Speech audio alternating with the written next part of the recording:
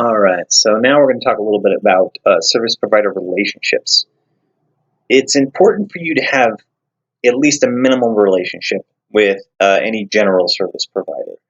So, when it comes to tradesmen, you're going to want to know who the contact person is. Is the contact person an administrator? Is the contact person the actual contractor? Who is the contact person? What is their phone number? Is that phone number a cell number? Can you text them? Do you always need to call them?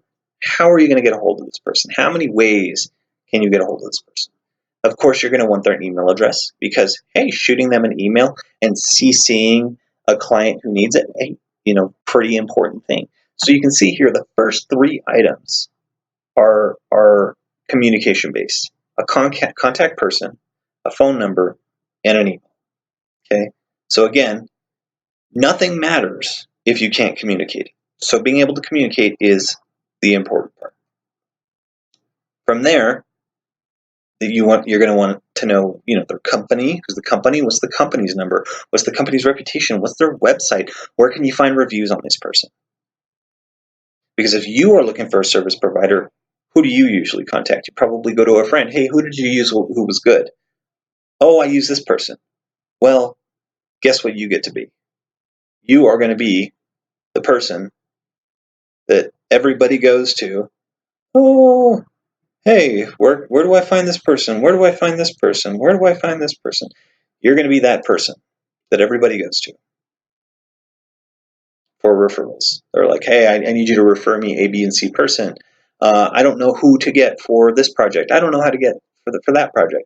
And you go, oh, I know these people. And I'll call them and see when they're available for you. And I'm going to make your life a million times easier by not only calling them, but letting them know that you're available on these dates. So nothing matters. Service providers don't matter.